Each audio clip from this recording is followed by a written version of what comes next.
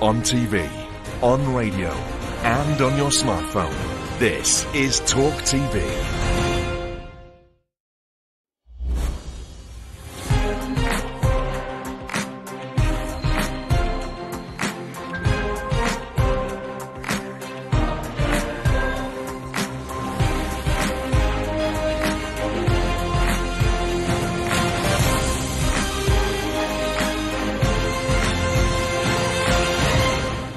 I'm Piers Morgan, Uncensored, a busy show tonight, but we start with some big breaking news. Unfortunately, there's more concerns about the health of Her Majesty the Queen. It's just been announced she'll miss the state opening of the British Parliament tomorrow and the reading of the Queen's speech that formally sets out the government's plans for the year ahead. The palace says she can't attend due to episodic mobility problems. Incredibly, the last time she missed this ceremony was in 1963. She hasn't missed it in my lifetime. And she's only ever missed it twice in her entire 70-year reign, both times due to pregnancy. We know the Queen struggled increasingly with her health, including a bout of COVID in February, and I'm sure I speak for all of us when I say I sincerely wish her the very speediest of recoveries, particularly with the Platinum Jubilee celebrations coming up fast. We'll bring you the latest on this breaking news throughout the show, but now, my brain dump. Well, it's apparently Victory Day in Russia, and Vladimir Putin's been flexing his supposed military muscle in a North Korea-style parade that would make even Kim Jong-un look bashful. But the only victory that Putin's marking this year is becoming the world's biggest loser. He lost the first major battle in Ukraine and the capital, Kyiv. He lost as many as 25,000 troops and 38 colonels on the battlefield. He's lost the global safe havens for the blood-soaked oil billions of him and his oligarch cronies. He's also turned Russia into the most hated country on earth. So for him to stand there celebrating victory is a disingenuous farce. But the most savage irony of Putin's Victory Day is it in fact marks Russia's triumph over Nazi Germany. The Soviet Union lost more men to fighting fascism in World War II than any other country. 27 million Soviets died for the cause. They fought so their grandchildren could live in peace. But instead, Putin's chosen war. And who are the Nazis today? Putin's genocidal rampage has left swathes of Ukraine, a once flourishing European sovereign democracy, looking more like London in the Blitz. Smoke choking the skylines, families huddling for refuge in metro stations, homes blasted into charred remains. And like Hitler, Putin's a delusional dictator who thinks it's fine to invade neighbouring countries, murder journalists, rule by spreading lies and propaganda. He even has his own sick swastika. He's not saving Ukrainians from the new Nazis, as he so outrageously claims. Putin is the 21st century Hitler, and his bloodthirsty forces are the real new Nazis. He's right to say, though, that Ukraine needs denazifying. It does, from him. Well, for all their spin and bluster, local elections have left both of Britain's big party leaders with a big black eye and a bloody nose, and frankly, they deserve it. Leadership in UK politics is in a very sorry state.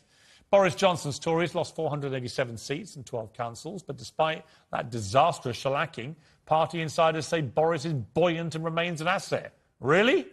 That's the kind of thing that Putin's few remaining colonels are probably saying about their beleaguered boss. Meanwhile, opposition leader Sir Keir Starmer, who should have been celebrating winning 108 new seats for his Labour Party, is instead being tied up in an increasingly tight knot of his own making over breaking lockdown rules after months of taking the moral high ground against Boris Johnson for his illicit Downing Street parties. Today, Starmer dramatically upped the ante by announcing that he will resign if police find him over the apparently illicit beer and curry soiree that he shared with his campaign staff. It's an amazingly high-stakes gamble, and of course would put Johnson under huge pressure to do the same if he does have to quit. But I suspect hypocrisy and lying might finish them both off, whatever happens. Boris broke the rules he set for the rest of us and then repeatedly lied about it. Starmer said that Boris must resign when police investigated. Now the same thing's happened to him, but he hasn't resigned. He just committed to resign if he gets fined. And as the two of them squabble over this kind of nonsense and fight for their political lives, the United Kingdom is now facing the very real prospect of being slowly but surely broken up. In a shock development in Northern Ireland, Nationalist Party Sinn Féin, which wants a united Ireland, won the biggest number of seats for the first time. And I fear that may be the catalyst for the slow breakdown of the entire United Kingdom, coming at the time when the Scottish National Party in Scotland is also growing in strength. The seeds in Ireland were sown when Britain signed a Brexit deal that built a trade barrier down the Irish Sea and marked off Northern Ireland from the rest of the UK, having repeatedly assured us that wouldn't happen, would be totally unacceptable. It was a fudge then and a betrayal, and it was never going to stick. And nationalists have now moved to exploit that vacuum. If the UK is going to stay together, and I hope it does, it needs strong leaders in Westminster who earn the public's trust. Instead, we can't trust the current crop to run a whelk stall. If you asked me to name one of the most enduring loves of my life, other than Arsenal Football Club, it would be the humble London black cab. That purring, sleek, glossy emblem of Britain. Always there when you need it. Safe, secure, symbolic, sexy. As iconic to the capital city as red buses, bowler hats and polo. But it's in a different league to those cheap, inferior imposters like Uber. Well, of course, if the busybodies get their way, and they're trying now, this might be the end of the road for the black cabs as we know it. Now, I happen to think the black cabs are not just far superior to their app brothers, they're in a different class. There's no flapping around on the street trying to find your driver for half an hour before he cancels on you. No secret, spiteful little rating system. Who wants to be rated by a cab driver?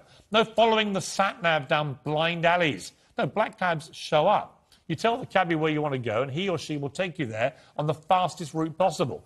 And we don't need any fancy map app to do it. The reason they're able to do it so efficiently is because of the knowledge. Now, for the uninitiated, the knowledge is the staggeringly difficult examination that all London black cab drivers have to pass to qualify. It dates back 170 years, it takes about 4 years to complete, and it requires personal knowledge of 25,000 roads and 20,000 landmarks. Black cab drivers don't need satellites because they've got the knowledge. And in exchange for that knowledge, they get special privileges, like being able to use bus lanes and pick customers up at the roadside. They're not just national treasures, they're global treasures. Without any doubt, the finest and best qualified cab drivers on the entire planet.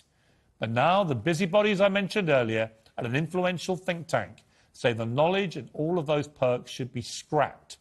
They say the revolution in consumer choice means that app-based services should get all the same entitlements to bring taxis into the modern age without any need for the knowledge. This is nonsense. Shameful nonsense. It must be thwarted. The knowledge is what makes our cab drivers the best in the world. Black cab drivers should be deemed an official endangered species and protected accordingly. The campaign to save the black cab starts here. What do black cab drivers actually do? They drive cabs, right? Just as a baker bakes and a funeral director directs funerals. So what about an actor? I mean, they act, right? I mean, it's literally that simple. Only in these woke-ravaged days, it's obviously not allowed to be that simple. The outgoing boss of the Royal Shakespeare Company says only disabled people should be able to play Richard III because the king was disabled. This isn't the first time we've heard this virtue signalling claptrap. Bryan Cranston was flamed for playing a wheelchair-bound guy in The Upside. Eddie Redmayne got hammered for playing disabled astro genius Stephen Hawking, and then pressured into a grovelling apology when he played a trans character in The Danish Girl. Scarlett Johansson was slammed for starring in a movie based on a Japanese manga comic because she's not Japanese, which is not a cartoon either. And the same people enraged by these supposedly inauthentic portrayals have no problem seeing black actors playing leading roles in period dramas, even if that is historically wrong. And they shouldn't have a problem with it, because they're actors who are acting. That's the whole point of acting. If the wokies get their way, the next person to play Hitler in a movie will have to be a genocidal Nazi. And that means only Vladimir Putin might qualify. And last time I checked, as his performance as a global peacemaker shows, his thespian skills leave a lot to be desired. But I'm sure there's one thing we can all agree on, and it's this. This is not acting. So I'm here to rate you on your recent visit to Aotearoa, New Zealand in 2018. Okay. You'll be moderately happy to know that you scored 3 stars. 3 stars? Mm-hmm. Out of what? 100. 100? No, out of 5. Okay, yeah, funny. Yeah, that's privacy-shy Prince Harry on TV again, making his acting debut in a ridiculous New Zealand advert for his eco-travel non-profit. Harry clearly is not just a terrible actor, he's also a terrible hypocrite, a guy who constantly preaches about the environment but uses private jets like I use black cabs. This is like Adele lecturing us about how not to be a diva. The local election result in Northern Ireland sent shockwaves through British politics. Voters handed Republican Party Sinn Féin a historic victory, and now for the first time, Northern Ireland has a nationalist First Minister. A First Minister who wants a united Ireland, and that means a disunited UK. It's an impossible problem for the UK government, and the nationalists have seized on it. Well, I'm joined now by Douglas Murray, who's written extensively on Irish nationalism. So, Douglas, I was going to, and I will get to this, talk to you about the campaign to cancel Winston Churchill, which you've written brilliantly about in your superb new book. We will get to that. But a lot of breaking news in the last 24 hours I want to sort of bring together with you, if I may, because it's all sort of constitutional. We have what's happened in Northern Ireland with Sinn Féin becoming the dominant party. We also have the Queen cancelling the state opening of Parliament, indicating that she is in a very poor way in terms of her health. That raises the spectre of what happens after the Queen, what happens to the monarchy, what happens to the United Kingdom with what's happening in Ireland and indeed in Scotland. What's your take on all this? And, you know, if you're going to look forward to, say, 10 years' time, will there be a monarchy? Will there be a United Kingdom? There'll be a monarchy. I would worry about the United Kingdom in these circumstances. As you say, Piers, I mean, the gains that Sinn Féin made in the local elections, historic gains, should be troubling to anyone who is, like me, a unionist. Sinn Féin, of course, is an Irish nationalist party and is, as well, in my own view, an extremist party. And that isn't mere rhetoric. You know, Mary Lou MacDonald, the head of Sinn Féin, has an unbelievable track record. I mean, just that you mentioned Nazis earlier. You know, there's only one statue to a Nazi in Europe, and it sits in the park in Dublin. Sean Russell, an IRA member who died on a German Nazi U-boat in 1940. There's a statue to him in Dublin, and Sinn Féin always pay their respects there. Mary Lou MacDonald, a couple of years ago, was taken there to pay her respects. She was, as it were, bloodied by the more militant wings of Sinn Féin. That's totally normal in Sinn Féin history. It's not just that they were an extremist party in the past, it's that they are in the present. It's not just that they're Irish nationalists, that they are actually extreme Irish nationalists, violent Irish nationalists, always have been, and seem to continue to be. I think it's an incredibly worrying development. As you say, alongside the ongoing success electorally of the Scots nationalists in the north, it's certainly possible we could see the breakup of our country.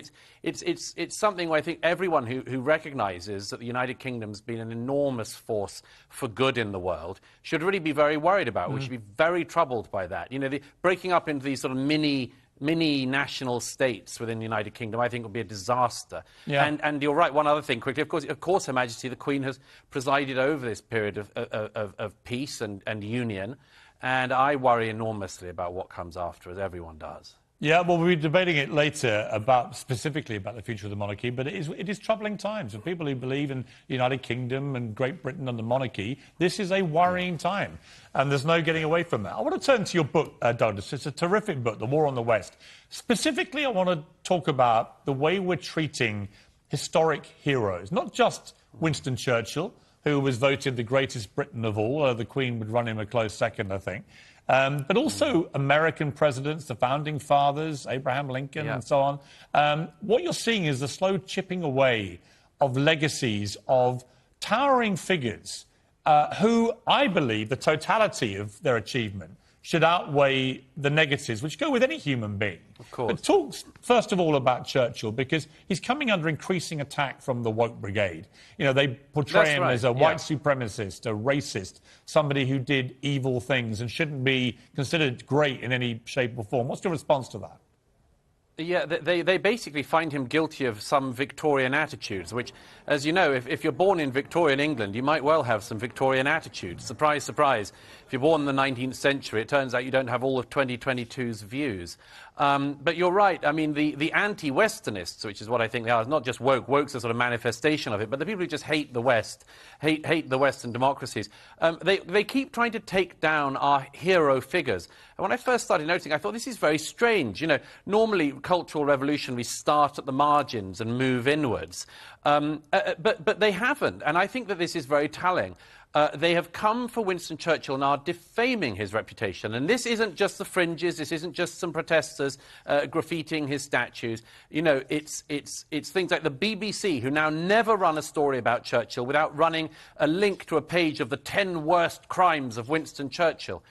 We have the college named after him at Cambridge, running panels about his alleged racism and much more. And when I noticed this, I thought, this is strange. And then I looked at America, and it's the same thing. In America, the same thing of finding people guilty of being born in the past and having some attitudes of the past has been used to justify the removals of statues of the family. I mean, the lowest moment for me, Abraham Douglas, Lincoln. I thought the worst moment for me was when you had the Black Lives Matter protests in London, and they had to board up the statues in Parliament Square of Churchill, Mandela and Gandhi.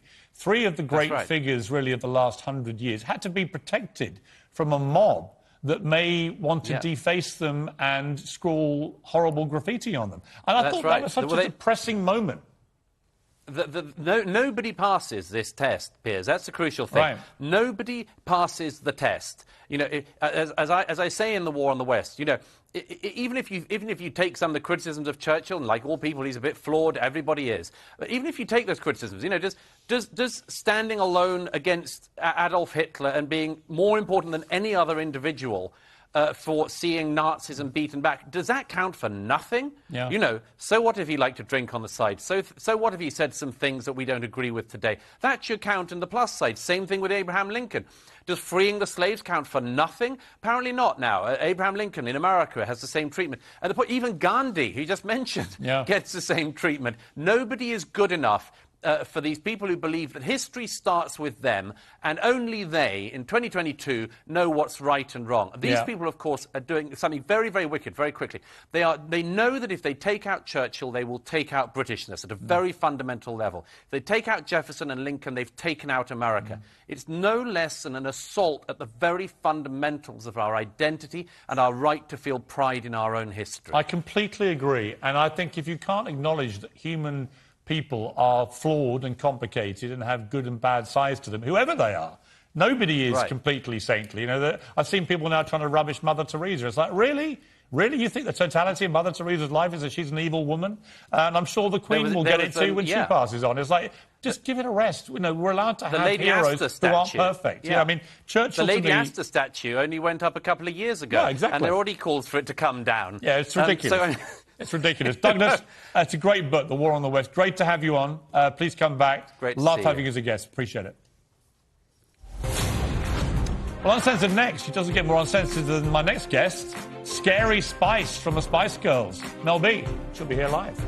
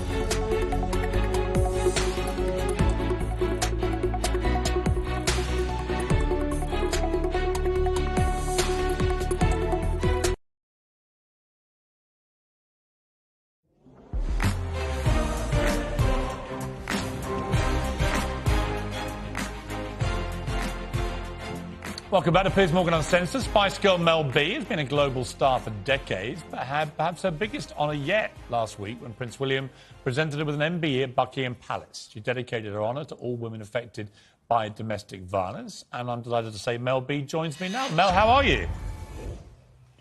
Hi, good to see you. Congratulations. I'm good, thank you. How are you? You're looking very tanned. Is that makeup or is that your tan?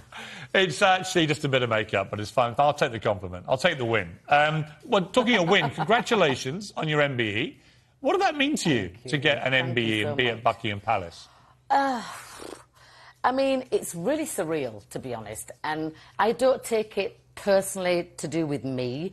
It's for all the women that have been through similar things to what I've been through. So, you know, it's just more about raising awareness, but to get an MBE for it is just kind of crazy. I'm like, why didn't Spice Girls get an MBE? But, I mean, to do it for the women and to do it for what I'm doing it for is just, like, quite overwhelming. It still hasn't really sunk in because it was only like a few days ago. And are you a monarchist? I mean, we've got this late-breaking news tonight that the Queen's going to miss the state opening of Parliament. Obviously, a lot of concern about her health generally right now as we head towards the Platinum Jubilee, an amazing achievement. Are you a big believer in the royal family, the monarchy? I mean, I'm a massive royalist.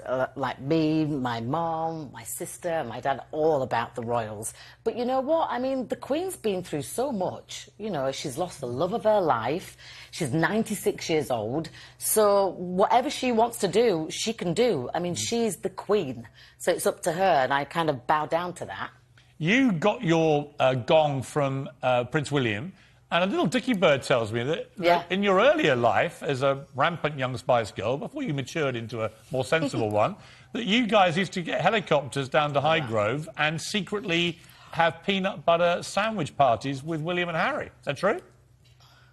Well, let me just explain. I mean, we got invited to Highgrove many times, and it wasn't our helicopter, it was their helicopter. They'd hire it for us and pick us up, and then we'd arrive on the lawn. It was quite fancy and well-to-do, and then there'd all be these posh sandwiches, and we'd be like, we don't really want cucumber and cheese sandwiches. Let's go in the kitchen and make some bagels and some peanut butter and jelly sandwiches. And they loved it. I mean, they were only young, but it was really nice to see William again.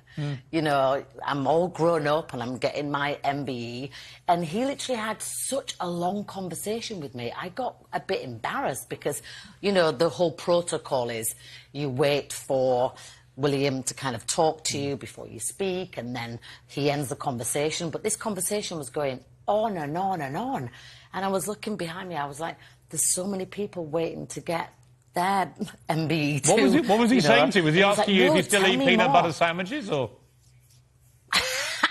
No. I mean, half of the conversation I'll never tell anybody because that's between me and him. But it was really kind of taken aback how, you know, I'm a Spice Girl, but yeah, I'm getting the MBE for raising awareness for domestic violence and women that are in vulnerable situations. And he was just asking me about my book, about, you know, how long I was in the abusive relationship for. He really went quite deep. And then he said to me, he goes, so who are you here with? And obviously my mum's white with blonde hair, and I went, I'm with my mum, she's over there. And he was like, oh, hello. And my mum went bright red.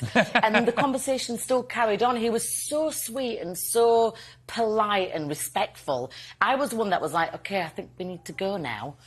And, yeah, I have to do my curtsy, and I whisked off. And I was just kind of in shock, but so happy and so delightful. Because and when you see, Mel, when you see... Claridge's. Right, when you know, having had these fun times at Highgrove with him and Harry when they were like inseparable brothers, how do you feel about the way that their relationship has fractured so badly at the moment? Well, I mean, that's just what the press are saying. Nobody knows really what happens behind closed doors. You know, it is true. I mean, those brothers it is unquestionably true. So they are properly. You know, I have 3 daughters. I mean, they're brothers at the end of the day. I have 3 daughters, and, you know, I'm closer to one child for this, closer to my middle child for that. So you just don't really know what kind of dynamic happens behind closed doors. When you saw the whole kind of furore go down with, you know, Megxit, when him and Harry and Meghan left the country, and we had the first biracial member of the royal family, and everyone was so full of hope about it all and so positive around the wedding, and then suddenly within 18 months it was all over and she'd gone. You come from a biracial background yourself. Yeah, what did you make I do. of? Did you feel sad that it ended so quickly and so acrimoniously? Well, I don't really take what happens in the media as the gospel truth. You know, I was just happy that the monarchy was so accepting of somebody of black and white descendant, you know, because it's so white and very British, which I love, the royals, like I said. So it was kind of a shame that it got presented in the way that it did, but like I keep on saying, nobody knows what happened, you know, and if one of my kids wants to go and live in Australia or New Zealand or Israel, you know, I will always be supportive, you know. Finally, Mel, you've done some great really know work what else to on say the... about that. No, you've listen. It's uncensored. You can say what the hell you like on this show. I know I can, and I'm talking to you, remember? The issue of domestic violence that you've written so powerfully about and spoken so powerfully about and now been awarded for your work in this area. Right now, there's this grisly trial going on about probably one of the worst toxic marriages I think I've ever witnessed between Johnny Depp and Amber Heard. We've had 2 trials now. We're in the middle of a second one. Does this kind of thing actually, is it damaging to the cause that you're trying to advance and promote? I mean, this is such like a very sensitive topic for me because it's so personal.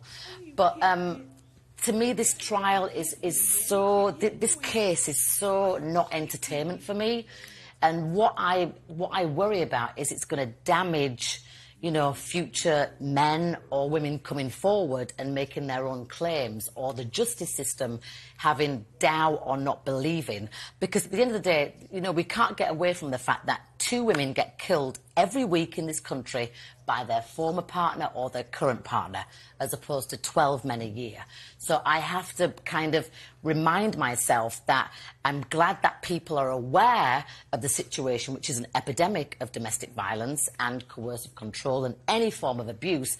But I also think that to look at this case as entertainment is damaging. And that's why I have not even looked at it at all. By the way, I've been in Colorado with Ruby Wax, filming for 3 weeks, which is another story, which has been amazing. So to land back in England on Sunday, because I now live in Leeds with my mum, surrounded by nature, it was really it really made me have like a lump in my throat to think that this is televised, because I know when I went through all my stuff in the US, I actually had to like file court papers to have a closed courtroom, because otherwise TMZ were going to be allowed in and all these different outlets and cameras and filming and all that stuff. And luckily the judge granted me for it to be a closed court. So I do think it's... I mean, I think it's incredibly sad. For that. It's very squalid and it's very sad, and it's like this awful toxic relationship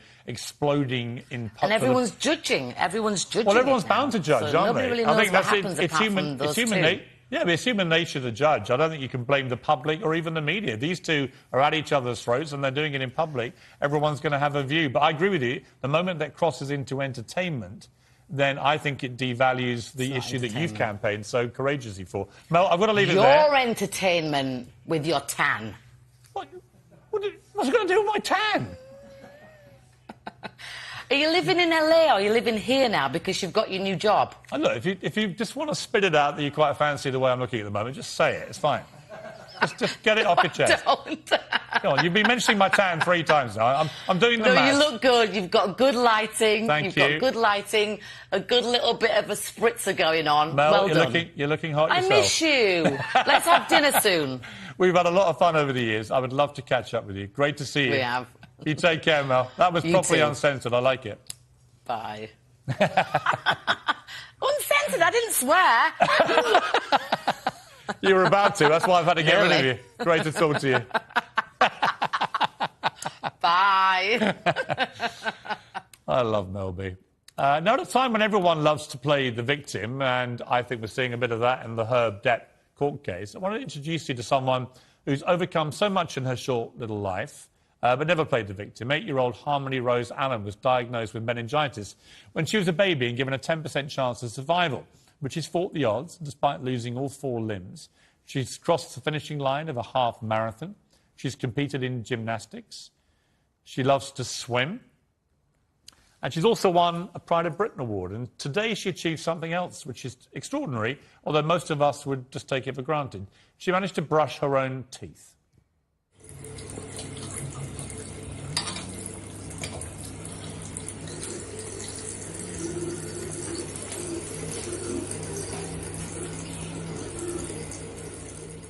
She honestly is one of the gutsiest young people I've ever had the pleasure to get to know. She sent me this lovely message before we came on air.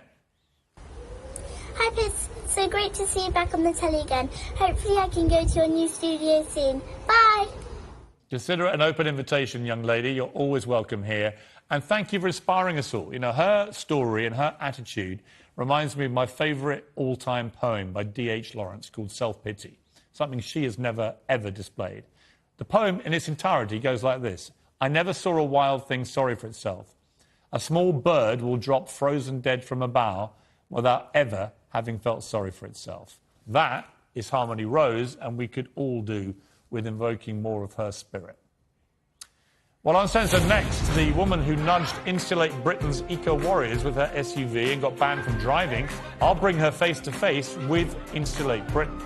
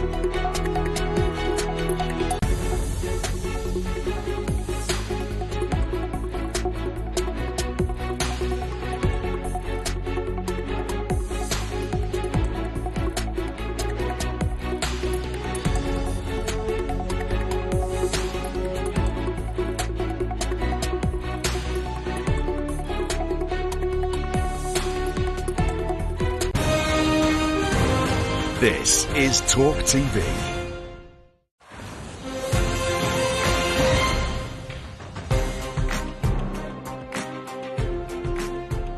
Welcome back to Piers Morgan Uncensored. Eco-activists have become a regular irritant on UK roads, sitting in front of traffic, sometimes gluing themselves to the tarmac. I sympathise with their cause, but not the way they're going about it. I think it's dangerous and just winds people up rather than bring them to their cause and side. But one such person who did take them on was Sherilyn Speed, who'd just been banned from driving after she nudged 3 Insolent Britain activists with her car when they blocked her on the school run. Here's what happened. My son needs to get to school. Push her, move out the way now. She's going to punch her up. Punch her up. My son is 11 and he needs to get to school. My son is 11. He needs to get to school and I need to get to work. So move out the way then. Move out of the way and let me get my son to school. Hey, look, that's it. Push her. Go on. Push her. Get out the road, you silly Move out the road then. Someone needs to move them out the way. Move out of the way now. Well, Sherilyn Speed joins me now, along with Liam Norton from Insulate Britain. Good evening to both of you. Sherilyn, when I watched that video, I see a mum desperate to get her kid to school on time. I've got a 10-year-old who I take to school, but I walk her to school. You have to drive your son. You now can't do that. When you look back at what happened there, describe your frame of mind about what you encountered and the way you reacted. Do you know what? It was a really hard time personally for me. I know more people are aware of a bit of my background now. I just found it really stressful. You know, it's early in the morning. I'm trying to get my son to school, get to work. I've got personal things going on as well. I'm suffering with anxiety. And I've got these people in front of me stopping me from going to where I needed to go. I just found it really difficult. It's a really hard experience for me. And when you then got dragged through the courts, you were banned from driving for a year, received a £240 fine, you were charged with assault, although that got dropped. I mean, could you really believe that you were suddenly being made to look like the villain in this story? I mean, I've been to court 3 times for this. I'm still shocked that I'm on a driving ban, I'll be honest. I don't really think that I deserved that. I mean, they did say it was going to be careless driving, which meant I got points on my licence and a fine, and I was happy, you know, to accept that. I understand that I did do wrong, you know, and I take the consequences, but for someone who has no previous convictions and, you know, not even points on my licence, I just felt like that was a bit harsh. And as a result, you now can't drive for a year. You can't take your son to football training. He trains all over London and Essex. You can't help your mother with her shopping and getting around. It seems to me that you've ended up being pretty harshly punished here, when in fact you were being prevented just from going about your normal day. Yeah. All right, well, let's bring in Liam. You know, Liam, you represent Insulate Britain. I look at that video and I see a mum who wants to get her kid to school on time. You want to, you know, protect the planet and make it better for her son, and yet at the same time you want to stop him being educated. So people watch that and they go, why are you doing this? Why can't you protest in a different way to literally lying in front of cars, to the point where a young mum loses it and ends up with a fine and everything else and not being able to drive a boy around? Yeah, I mean, I agree with you. It's not a good situation. I spoke to Sherilyn about a month ago, and we had a really good conversation. She's still got misgivings about the tactics that Insulate Britain were using back then. But she also said to me that she didn't realise how bad this climate crisis was for her 11-year-old son. And that's a similar position to me. Like, I'm an electrician, Piers, right? I'm just a normal bloke. In 2018, I see the front page of the paper, and there was 100 academics, including the Archbishop of Canterbury, who said that it was morally justifiable to get arrested because of how bad this climate crisis was, and they blocked bridges. And commentators like yourself were very unhappy that people were blocking bridges, but that highlighted to me how bad this crisis is. And I still stand by the justification for the fact that public disruption is necessary, because we're looking at the absolute collapse of civilization. Here's my problem with it. I actually have a lot of sympathy with the cause that you're fighting. Right? I don't disagree with you about the threat from climate change or global warming, right? But what I disagree with you are about the tactics, because Insulate Britain, you know, you've had a case where a man was trying to drive his mother to hospital when she suffered a stroke, you know, and he believes, the son, that if you'd got her to the hospital earlier, she would have recovered. As a result, she's been left paralysed. You had Insulate Britain protests causing an ambulance to be delayed by nearly an hour on another occasion with a chest pain emergency. Another unnamed paramedic told a Metro newspaper that Insulate Britain were causing ambulances to be caught in tailbacks created by the road blocking protests. when I read stories like this, my blood boils. I'm like, what right have you got, under the cause of global warming and climate change, which you want to protect young people in particular from a future which we don't know that is going to be safe for them, to do this kind of thing where you imperil people's lives, or to stop a child having an education, or now being able to get around, or an old mum being able to be driven around shopping. I don't think you have the right to play God like that with people's lives. Yeah. And I don't believe that this is a cause. What Well, we're it is a talking, cause. It is a cause. no. What we're talking about is a physical reality. Yeah, but it's also a cause. You're fighting a cause, and you're There's protesting. there's the real People world. protest about all sorts of things. There's the real world, Piers, right? Yeah. And we need to understand that we're living in the real world. I understand that. What I don't understand, Liam, is why you have to do the kind of things I've just read out. Why you have to make that poor woman not be able to take her son to school. There are other ways to protest. But why is that poor son in 20 years' time going to live in a world that's one of unimaginable horror? Well, we don't know where the world will be in 20 years' time. We do, and we need to start to accept this horrendous physical reality that exists, Piers, and we're not discussing it well enough. And Sherilyn's son is 11 years old, doesn't get to have a say in his future, which, at the current trajectory, is going to be one of unimaginable horror. I come back to the point. I agree with you about the need to take climate change seriously.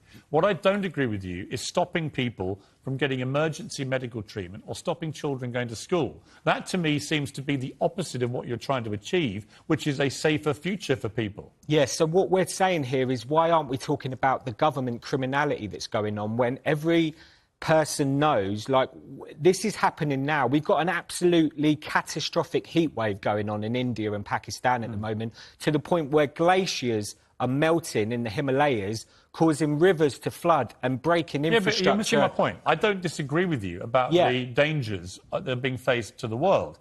I would support you. The problem I have with your tactics is you put me off supporting you. You don't bring me to your protest. I don't think, I want to join these guys, they're making a great point. I just look at this poor woman and think, why have you done that to her and her kid? I look at these terrible stories of a woman left paralysed because you lot were lying in front of a car. It's like, why do that? There are other ways to protest. Because you're not listening to what I've just said. You're not emotionally connecting to the fact that what I've just said to you is 1 billion people... Actually, you're not listening to what I'm saying. No, I am, but what I'm saying was we're in this what you're not hearing is I'm agreeing with your cause, with the campaign you're waging. Just said to you it's I not just don't a agree cause. with the tactics. I want you to concede, Liam. But I don't agree with government criminality. Let me finish. I want you to concede that the tactics you've been using are self-defeating. I think there's a better, more effective way to do it. I think you would, if you're honest with yourself, say that actually this doesn't work, this kind of thing. It might get you a few lurid headlines, but I don't see any of the British public go, you know what, I'm watching this video, I've got to join that protest. They think the opposite. Yeah, they think you're a bunch of people wrecking people's lives, and I don't think that's actually what you want to achieve. Well, look, we're prepared to take the consequences. There's 14 people currently in prison. Non-violent, ordinary people that are currently in prison. Ordinary people like Sherilyn Speed are receiving unfair sentences. Nobody wins here. But what we're saying is, for the government, look, we had an ordinary, like a no-brainer plan to insulate Britain, which has been proven in an energy crisis now. I've got an energy bill of £550 that I'm really struggling to pay. I'm sure Sherilyn... But do you insulate... You famously walked off Good Morning Britain, and you were in good company, all the best people do. Yeah. But you walked off Good Morning Britain when they asked you if you insulate your own home, and you said you don't because you're a hypocrite. Have you started to insulate it yet? I've just said to you I've got a £550 bill that I can't pay. Right, so just to be clear, though, you still don't insulate your own home, even though your whole campaign is you've got to start doing that. So we're talking about social housing. I understand. The poorest in our society. I understand. We're saying that it won't happen unless the poorest in our society can do the job. And as we all know, the poorest in our society are struggling in poverty. You see, but Lynn, I would take you more seriously if you did insulate your own home. So are you only You're an saying electrician, that... you know how to insulate a home, right? And for the last 18 months, I've been doing a job that doesn't pay well, Piers, right? So I'm not a very well-off guy. Right. And what you're saying is that only people that can afford £10,000 to insulate and retrofit a property... No, I'm not saying that. I'm just are the ones that can have an opinion on this. And we're talking about... No, I'm not saying that. I'm saying it would probably help your cause if you stopped lying down in front of mums trying to take their kids to school, or people whose mothers are literally having strokes and getting paralysed. If you stop doing that and you actually practice what you preach about things like insulation, people might be more inclined to follow your campaign, which, by the way, just to finish on, I agree with. We can That's come it. together. We can come Well, let's together come together as a country. Let me ask Shirley before we we can go. get on with the job. Let me just ask Shirley before we go. Final question. Do you have any sympathy with what he's doing?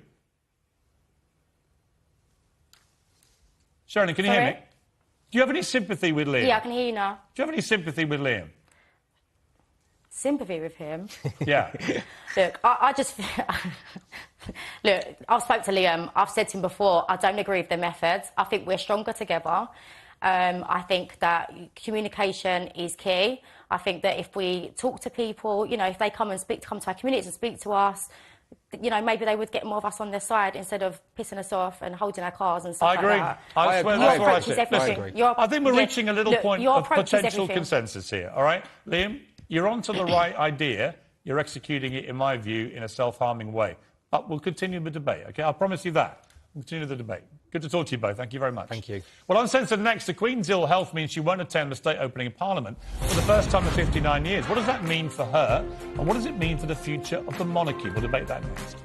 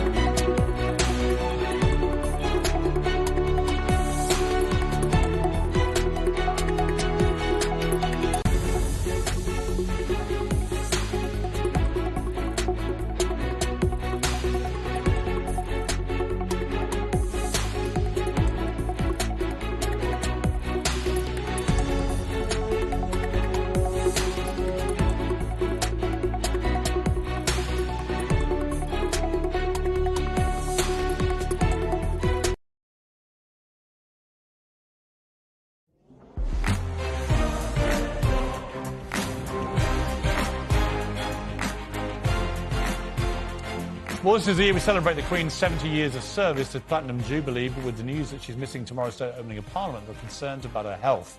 And I hope, as I said at the start of the show, that she makes a big recovery in time for those celebrations. But it does raise the question, of course, of life after the Queen and, indeed, the future of the monarchy. And joining me now is the Conservative columnist and daughter of US politician John McCain, Meghan McCain. And here in the studio, Vanity Fair Royal Editor Piers. Katie Nicholl. Well, welcome to both of you. Katie, let me start with you. This is a worrying time, I think, for anyone like me, you. We've been in this country our entire lives with one monarch, and her health is clearly not good. It's not good. How surprised should we be, given that she's 96? We know she's had a spate of ill health. I don't think anyone really knows quite what the matter is. I mean, we are told that there are problems with her mobility, OK, and it's episodic. So I understand some mornings she wakes up and she's all right. Other mornings she wakes up and she literally can't move. We have to consider life after the Queen at some stage. Of course we do, of course. What is the future of the monarchy as far as you're concerned? Well, I think we're going to get a pretty good view of it tomorrow, Piers, because you're going to see Prince Charles, the longest-serving Prince of Wales, representing the Queen, delivering the Queen's speech. Her throne will be empty, but he will fill that throne one day, and you're going to see him flanked by Queen Camilla, as we now know she's going to be, his eldest son and heir, the next Prince of Wales. So I think this is almost a bit of a projection into the future. I think it's going to be very significant. Let's bring in Meghan McCain. Meghan, I know you've been pretty scathing about the whole idea, the concept of a monarchy. Why? I'm an American. You know, I celebrate the 4th of July, and it's sort of a foreign concept for most Americans. That being said, as cheesy as it may seem, The Queen, The Crown, the show that was on Netflix, was a huge hit here, and I think sort of gave a lot of Americans a better understanding of why she is so beloved and why, as the longest-serving monarch in your history, why she should be respected. And I think it's made a lot of Americans very territorial of her as well, and she really has become a cult figure in the past few years since the popularity of that show, unlike anything I'd seen before. I mean, in terms of the reality of a monarchy, really, it's just a figurehead thing for the country. They pay for themselves, they make more money from tourism than they cost. And in the Queen, we've had this remarkable rock of stability for 70 years, whereas in America, of course, you chop and change presidents, and sometimes you get lucky and sometimes you don't. I mean, do you understand why we find it quite comforting to have this kind of enduring figurehead? Sure. I mean, I think also what has been interesting is to sort of see the modernizing of the monarchy. And again, I don't follow this as closely as people who live in the UK, but I do know that William and Kate had a rocky tour recently where, the head prime minister in Jamaica had many things to say about not wanting to be under the monarchy anymore. And I think it'll be interesting, as Katie said, to see how this modernizes. I'm really American. I'm like hardcore 4th of July, like love my guns American. So I don't think I'm ever going to be like, you look at me basically, monarchy, and you see King George III reincarnated when you look at me and hear this accent, right? Let's be honest. Yes, I just hear the cast of Hamilton singing. Katie, one of the spanners in the works, of course, the Duke and Duchess of Sussex and the ongoing antics. They've been banned from the balcony. A big moment by the Queen to do that. But they are coming with their kids and presumably a Netflix crew in tow. Quickly, how damaging or otherwise do you think it is, their ongoing behaviour? It is damaging to the Crown. It absolutely is. I think the Queen had very little option. Harry and Meghan made it clear they wanted to be over here. It is a family event as well.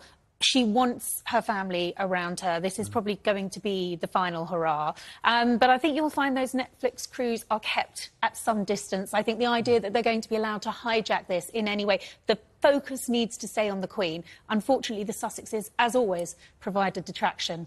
And Meghan, finally to you, we've got 30 seconds or so. Are you a Meghan-Harry fan? I've seen you be quite supportive of them. I think you were supportive of them after I had to leave my morning show, actually.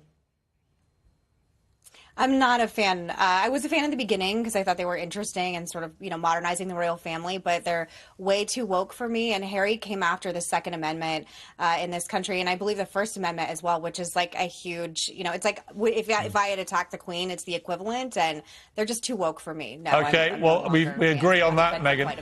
We agree on that. Great, you've got a great book out called Bad Republican. Katie, your book, Harry and Meghan, Life, Loss and Love.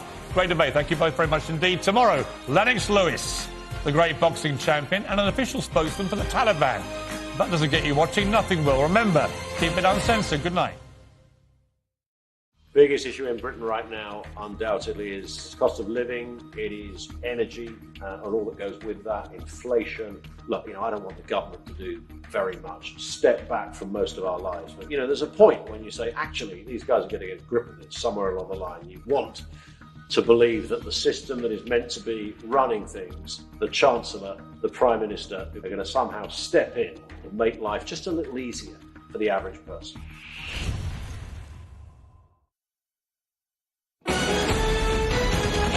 This is Talk TV News.